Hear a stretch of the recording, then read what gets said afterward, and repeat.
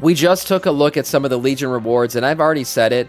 Legion Remix looks like it's going to bring us some of the best rewards in-game that we've ever gotten. Between the mounts and the transmog, all the weapon transmogs and all that, it's really good. I'm probably going to have to play Legion Remix because of this stuff. So here we go, from Bellular. I played Legion Remix early, and it solves WoW's oldest problem. Oh, some maybe stuff that they could be brought from a remix event into the retail game to make it better? Is that what Bell's talking about here? Let's see what Bell's cooking up here for Legion Remix. October 7th, 2025, that is the date of our next patch and of Legion Remix. Because wasting absolutely no time, Remix is actually already up, it's live on the public test realm, and we've played quite a lot of it, and in testing it, we did also notice something. This is not just some silly little side mode thing. I think quite clearly Blizzard saw what people liked in Mop Remix and basically just doubled down. This one feels way bigger, and it's basically a whole new patch worth of content by itself. Now, of course, that's in patch 11.2.5, which does also mean the patch has been data mined. Now, in the live game, we've had serious issues being hotfixed, Ret Paladins are having a fun little time, and Blizzard have dropped a massive teaser ahead of midnight, which by the time you see this video... What's wrong with Ret Paladins? What's going on? Did I miss something in the news today? Ret Paladins, I mean, I saw their DPS numbers are low. But they are the most played DPS class in the game, so I guess some drama's happening. Well, I guess I'll maybe kind of irrelevant because Midnight's already been revealed. But one thing's pretty clear, Blizzard are really busy, and I think the place to start is Legion Remix and our experience from playing it. Alright, so Legion Remix has had people super excited, but we now know what it actually looks like. So, basically that means Mob Remix, but with very good changes and a lot of major improvements. Data mining says it's coming on October 7th and will last all the way until January 9th, 2026. As for what you can do, well, you can do everything in Legion. Hold on. I gotta. They locked their Discord and protests until they get. You're joking. Until they get buffed. There's no. Oh my god. Oh, it's such a Retribution Paladin thing to do. It really is.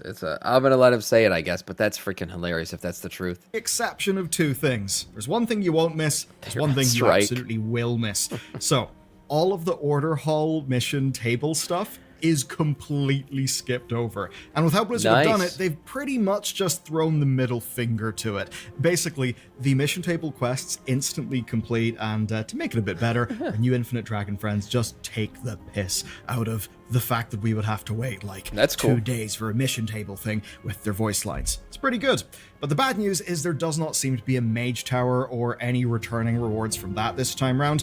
There is still a lot though, but still, it does mean that just like with the Mop Remix challenge mode sets, those prestige rewards are not going to be making it again. Now, I'm okay with it. I really am. Like, would I go do the mage tower to go get some of these older skins for maybe my Death Knight or something like that? Yeah, I probably would, but I'm okay with it being like it happened. It was in the past. You had your time to get it done.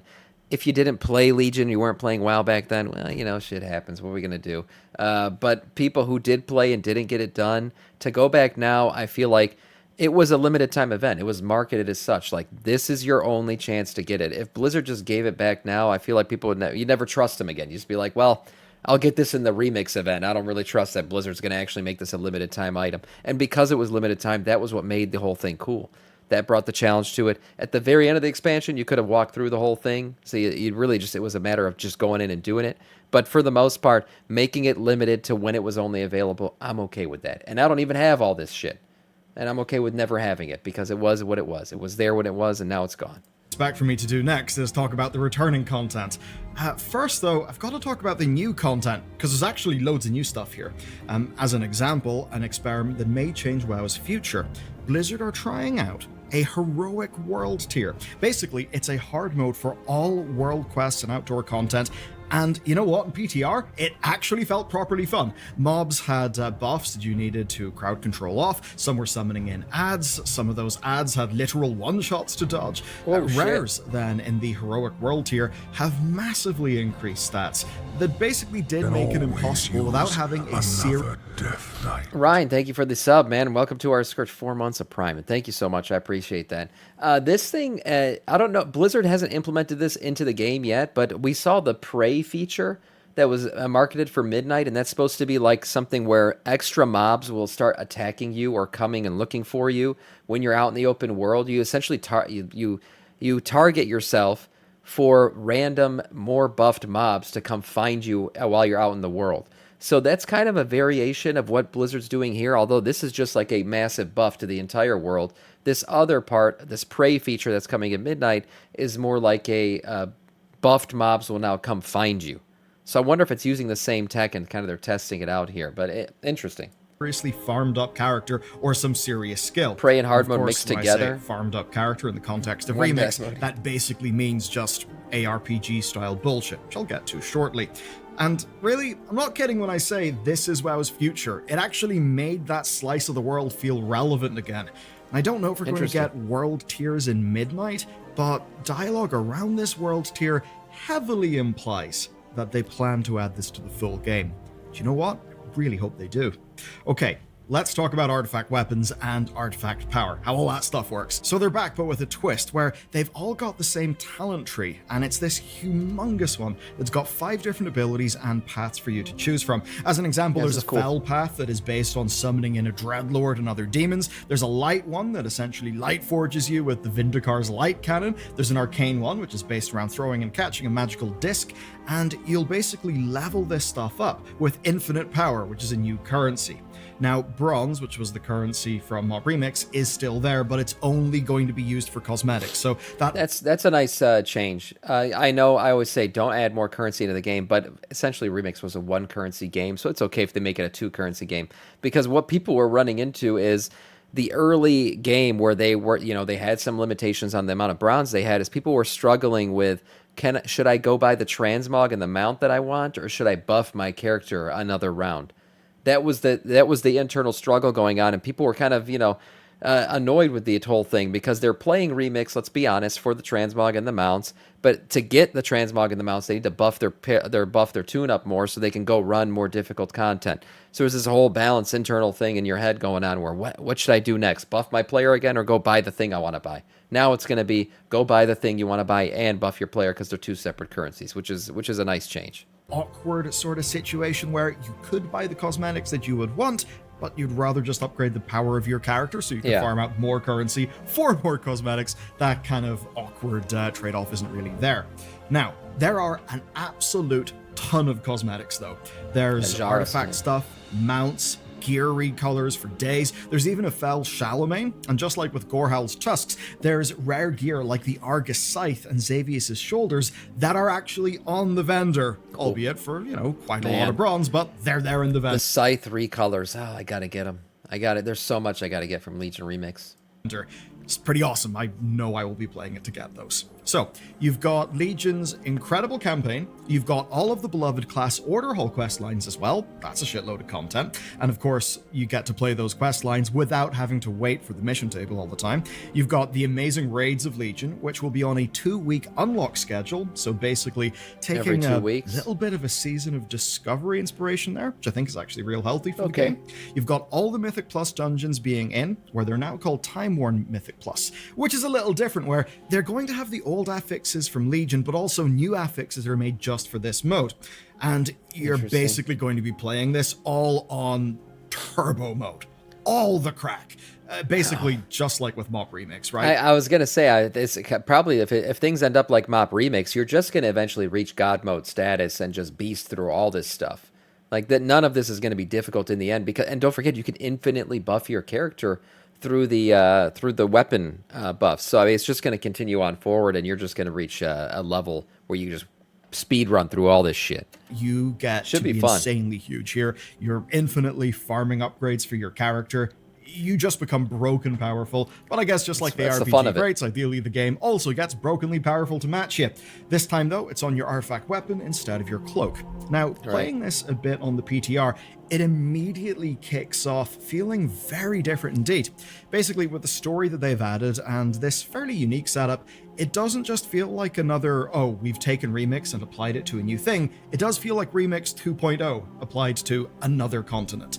Maybe even more than that. Like, it does feel like real content, which is why I say it basically is kind of like a whole patch worth of stuff by itself. It's that same WoW on speed vibe, but I think with a more solid identity and design compared to Mop Remix, where it was. Man, you know what I'm going to try to do? I might make a blood DK for this, and because I'm boring like that, I'm going to continue to play the one class that I play. But I make a blood DK and just see how powerful I can truly become. There was no hit cap like AOE cap back in Legion, so I wonder if that's going to continue forward because I want to be able to, as a blood DK, pull an entire fucking zone, just like see how unkillable I can truly become and literally pull entire zones and just wipe them out. It'd be cool. I'm going to try to break this shit. Well, very experimental, let's just say. Now, the way it flows is that as you go through the quest, you'll meet Moritari, who has got, like, voice lines and everything, and there may even be a huge surprise in store, because tooltips do spoil the name of the patches in Remix, and the final patch is called Argus Eternal, which, yeah, doesn't sound right. That's not what he was called, but I'm pretty damn excited.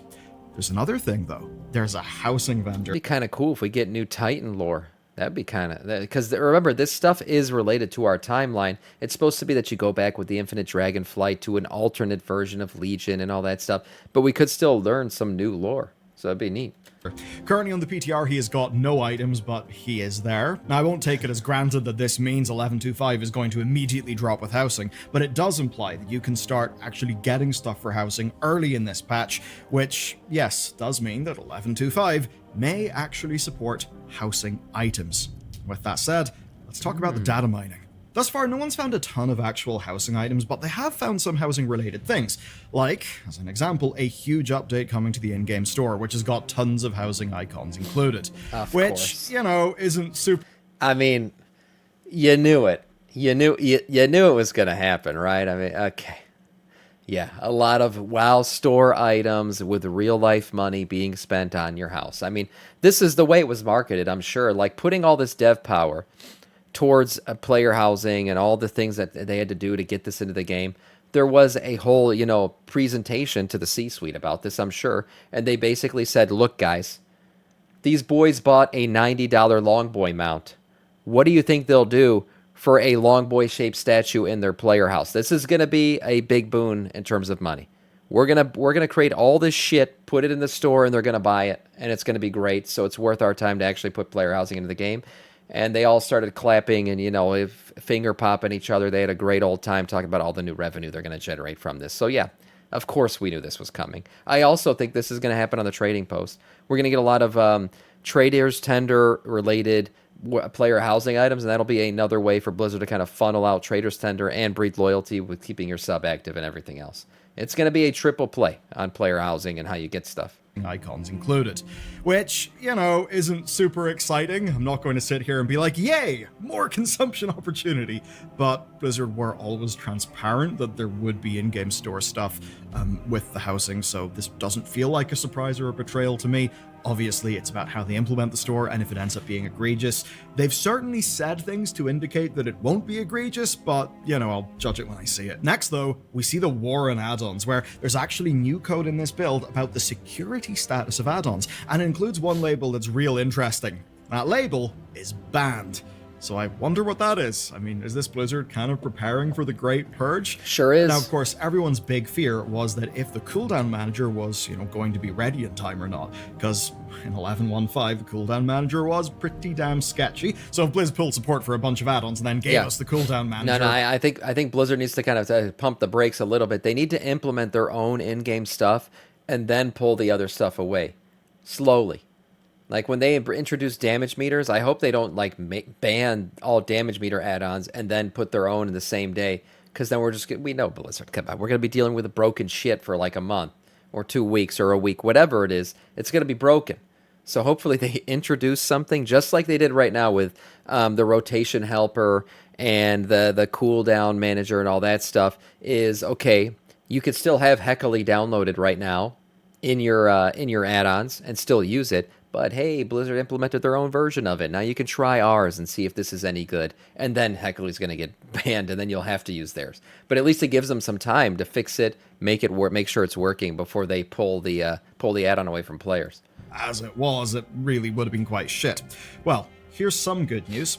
In patch 11.2.5, we are getting all of its advanced settings. You may remember, like a few weeks ago, Blizzard basically did a big blog post about the future of that feature. Now, some things like audio and debuffs are not in as of this patch, but the other changes are, and they do actually look quite great. You're able to trim down the useless stuff that, already actually does allow for super clean setups. It's not perfect, but it is getting there. And there's actually another fun UI thing as well, recent allies. So soon you'll have this new window that just shows people that you've played with recently, which for an MMO does feel just a little bit overdue, but definitely welcome. Yeah, I'm shocked that way. It's been a long time that we've never had this. The way, basically, my recent allies tab was my damage meters. That's how I found out who the hell somebody was a lot of times, was like, oh, that guy I was just playing with, what was his name? And I have to go look at the damage meter to figure out who the hell he was. If it didn't automatically reset, like I didn't go do something else and now it's gone. I'd have to go back through the pages and find them then, but I could still use the damage meter to find people. Recent allies has been something we've been wanting for a long time. Yeah, be able to see who you just played with, maybe add them to your friends list, or maybe whisper them, just like someone suggested the other day, and tell them how much they suck. Sure, why not? Continue to harass somebody. Bro, I'm kind of wondering if our characters have to pay 500 gold every 6 months of property tax for our house. What do you think? No. I don't think so, because Blizzard already said that this is not going to be a FOMO thing where if you don't play or you drop your sub, that your home is going to be deleted. If they have a property tax and you drop your sub, that would mean you're not going to pay the tax and you would lose your home. So clearly that's not going to be a thing. Yeah, that should not happen.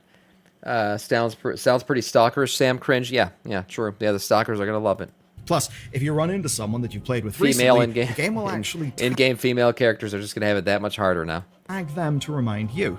Pretty sweet. Okay, data mining also does spoil the next big event update coming for Thanksgiving. Or, Pilgrim's Bounty, as it's called in Azeroth.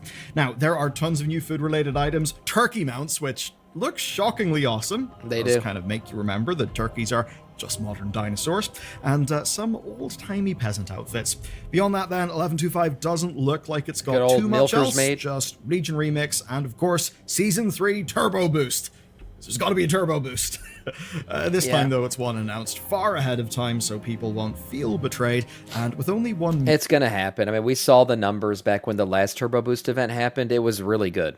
Mythic Plus numbers went through the roof. It was a big boost to the gameplay and everything else. Everybody came back and was doing it. So, yeah, of course they're going to bring it back. Major change. This will become a regular the upgrade thing, most tracks likely. will extend at patch launch instead of with Turbo Boost starting. Now, also, puzzling cartel chips are going to be back. There will be more Warbound gear dropping, and you'll be able to fuel up the catalyst. So, all those cool things are coming. But with that said, we got to talk about Midnight. Take a look at this. It's hyper-realistic Xalatath standing in front of Lorthamar Theron. Could be Arator, probably Lorthamar. And this is immediately got people thinking, yet? Really, Blizzard? Are we just going to go and kill another Horde leader? No, he doesn't die. We must really have a kink for at this stage. Nah, we don't really know. Well, I don't know if you've... I'm still wondering if he's going to die, though, because technically we leave off and the fight is still going on, so hopefully he doesn't. I don't think he will. Based on kind of the cinematic, the way it was feeling, I think he's going to survive. This after the Midnight Cinematic, maybe you do know, in which case, this is a fun little time capsule. But anyway, that's the obvious thing that everyone's asking after seeing the teaser. There's another element to all of this, which is the Void Storm, which is descending over Azeroth, and allegedly real life as well, if some of these promo images are to be believed. But it basically seems the invasion isn't going to be relegated to Quel'Thalas. We see this teaser focusing on Stormwind and Dornogal. I think this teaser is hinting at the pre-patch event. I talked about it already. We saw in the video, like, there's these big portals opening up and these comets, these void comets coming down. I think we're going to get void invasions, much like Legion invasions. Yes, it's not very creative on Blizzard's side, but it's a fun thing to get into. And as long as it gives cool transmog and mounts, people are going to do it. Which does imply something pretty big for the pre-patch. I mean, it seems like a pretty free concept for a pre-patch event. But going back to Xalatath and her new, very high-definition glory, with maybe a slightly different-looking face, but whatever. That is what it is. This is the chin. definitely a frame from the cinematic that we'll see at Gamescom, which will be a few hours after this video goes live. Did you guys like the cinematic? I thought it was a great cinematic. I did. I thought it was a nice change up from the, we're going to ride dragons and be friends cinematic, or we're going to watch a stony dwarf pull his chain while another troll girl dances in the forest. Like, those two cinematics were like, oh, I don't even know what's going on here. This now was like, felt like a return to form. It did. I felt like it was like the moment where the light soldiers come out from the Sunwell. That was badass. The music change up. It's a full-on war. It did give me very much BFA vibes, and you could say what you want about Battle for Azeroth. The cinematics were cool. The cutscenes were cool from that. The Sourfang stories, the Anduin stories, all the stuff that came out during that expansion, I thought were really cool. So I felt like this was a nice return to form, bringing the war back to Warcraft. This was a cool cinematic for me, at least. I thought it was good. I liked the teaser. Yeah, I thought it was good. People are, of course, up in arms. I had to change over my the pants. Alliance Nice. bias. Maybe a few of them also watched our video about the Horde a few days ago. Someone even posted a comparison of how long faction characters survive. It's quite funny. It's kind of short. It's 4 minutes long. It actually wasn't short, but I think you were enjoying it, and that's why it felt short. And it does feel like it kind of cuts off at a bit of an awkward moment. Like, okay, the light army just showed up, battle's continuing, and then stops. The cuts to logo. So yeah, it was a bit abrupt in the way it ended, but I don't think it was short. I don't know how long previous cinematics have been, but that was like a 4 minute plus cinematic. That's decent length. And if Lorthamar croaks, then that really will be one of the last surviving Suspense, Horde leaders just kind of dying. And we're also kind of wondering, will they have completely forgotten about Thalyssra? Who knows? Anyway, if you want to know why the Hordes kind of sucks, or at least if you're an Alliance player and you're thinking, why are all these uppity Horde players always so pissed off about their faction, you can we're gonna check watch this video our out. video about that topic. Yeah. But maybe we're jumping the gun, because some are pointing out that it looks a bit like he's kneeling. Maybe he surrenders to her instead, which actually may be worse. But anyway, we literally He got his ass kicked a little bit. That's what ends up happening. don't have long to wait. Hours from when this video goes live. Of course, it'll be at Opening Night Live, which is going to be some of the most eyeballs that WoW has had for a very, very, very long time indeed. I mean, How did you guys feel about the Gamescom reveal? I fucking hated it. I'm not gonna lie. We were live the entire time. You guys were all here. We were an hour. I think it was an hour and 35 minutes into Gamescom by the time the WoW one came up. Now I know this wasn't BlizzCon, right? So it's not just WoW. But the thing that I didn't understand is freaking Call of Duty had their teaser released, like their trailer released, and then they went on stage and proceeded to talk about Call of Duty features for like 10 minutes afterwards. Blizzard came out, right? Holly Longdale comes out, or Holly Longtail, if you want to just, relate to her coat. Yeah, she always wears the badass jackets every time a reveal happens. She comes out, gives us a little, spiel, we're going to do midnight, here it comes, World Soul Saga, all right, exciting. We get the trailer, and then the next ooh-woo, gotcha game trailer starts right after. Like, there was no discussion of the expansion. It just felt like Blizzard kind of threw it out there. We'd been waiting like an hour and 35 minutes. Here's your trailer, nothing else. We'll see you later, boys. Okay. I'm not gonna lie. I want BlizzCon. Maybe I'm being selfish. I only want WoW shit. So this whole thing that I had to watch an hour and 35 minutes of this, never knowing, at least Blizzard could have given us a time range of when the cinematic was going to happen. It just felt so damn long. And I can only handle so many ooh-woo gotcha games, cinematics. And I just felt like it was one after another. And I was sitting there mind-numbed after a while. And then finally, when the cinematic trailer dropped, I was like, I told you guys, I was emotionally unstable at that point. Yeah, I wasn't super hyped. Waited too long. Yeah, it did. It felt that way. The Gamescom was as expected. I mean, yes, I did expect it because it's not BlizzCon. I knew this was going to happen. But damn it, I mean, Blizzard could at least hinted at us, like, by the way, our trailer is going to come out like about an hour and a half into the Gamescom. Okay, fine. I'll tune in then. As cons can be, they are inherently a little bit insular, right? Because they're completely targeted. There's a panel in an hour? Okay, cool. Then we'll get to hear a little bit more. WoW fans. I figured they're going to do a panel What they'll have done eventually. here is got all the WoW people to watch Opening Night Live, which I'm sure will make Jeff Keighley a happy boy, but also, well, it's exposing a WoW thing to so many people who will not have went near World of Warcraft, because to them, it's just a boomer game. because, yeah, it's kind of how the industry is now. But I can't leave you yet, because we got to talk about game fixes. Well, the good news with 11.2 is it didn't launch terribly broken, but there still were a bunch of little issues, so here are the ones that Blizzard are fixing, just so that you know what's up. Time-walking boxes are no longer going to have cloaks in them, which is great! Phenomenal. Well, that's great if you already opened one and found a cloak. Now, if your Delver's Journey was crawling up, turns out that's not a nerf. It's actually a bug, and you're supposed to have more journey than you should. And by the time you watch this, Blizzard should have fixed the problem and given you a chunk of Delver's Journey progress as an apology. And if you noticed the new Warband campsite was missing, that's because it was. It was actually removed because it was crashing the game, but they're going to bring it back once it's fixed. Now, not all hotfixes are fixes. This one is just a really nice improvement where if you beat the harder bosses in a raid, your raid vault items will scale up. So, as an example, if you get a heroic item from the first boss in your vault, but you manage to clear all the way up to Salhadar or even Dimensius, that item will come pre-upgraded to 4 out of 6. Yeah, so it's great. Basically, we did that last week, and I realized it. Yeah, like because we cleared so far into the raid, all of the item level of all the previous gear from the more initial bosses from the raid were already buffed on the track up to that eye level, which is a really good change. I'm glad Blizzard did that. Gear that drops from it's actually anti-time gating. It's kind of good. Just kind of worse by default. Pretty nice. It'll save you some upgrade currency, and basically need more this is Blizzard Zalafeet, rewarding you for clearing further no matter what. So even if you don't get a bunch of drops, if you have awful luck in your raid, you're still upgrading the item level of your vault. Okay, the one thing that they haven't fixed... I think there's a rumor that Metzen apparently had to cancel at least some of his appearance at Gamescom. Really? Did anyone else get the vibe that Holly Longdale was kind of up there improvising? It did feel that way. Remember, guys, I was like, I think the teleprompter is moving too slow because she was having like these long pauses. And usually Holly is not like that. Like she comes out, she owns the stage, but there was like an awkwardness to her introduction. So maybe there was like a last second cancellation from Metzen or something. I wonder. I did know that we weren't going to get all the features like we always do with these at BlizzCon, and I knew there was going to be some sort of round table later on, and I guess we're either getting it today or tomorrow. But the whole reveal did seem kind of off when Holly was up there on the stage. I thought maybe she had a little bit too much to drink. I doubt that. Was she was just thrown into it? I mean, she clearly had the jacket made, so she was like ready to be on stage. That was a custom-made jacket. She was ready to be on stage, but it just seemed like the line delivery was a bit off. Though, is Rat Paladin's low damage? You guys are not happy. Yeah, I think exactly. I think she was supposed to be a presenter, but just not solo. So she had to kind of, just off the cuff go with it. Rebellion.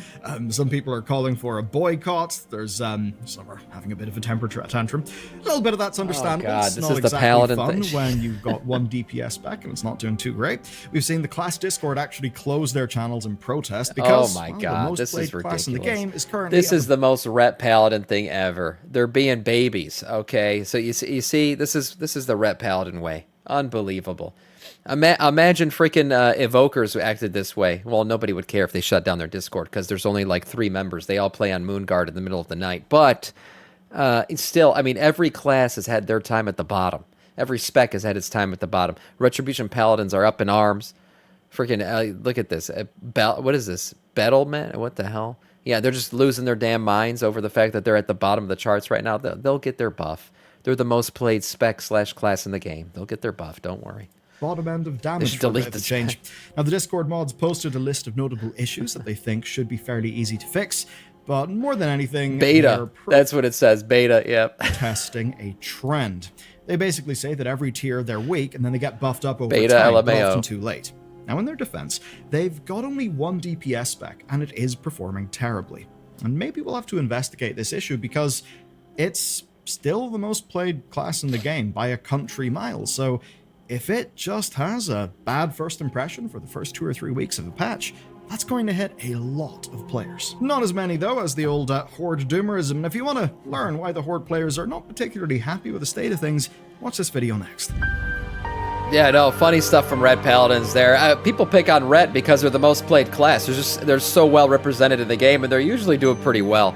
So yeah, they're having a bit of a tough time right now, but they'll get their buff. I'm sure they'll be fine. And the next expansion looks very Paladin and light-based centric, so I'm sure they're going to have a great time when that expansion actually comes out. Have you killed Demacius? Oh, we'll get there. I played Legion Remix. This was a cool video. Nice one from Bellular. I think Legion Remix is introducing a bunch of really, really cool stuff into the game that we could eventually see brought to retail. Overall, nice video from Bell.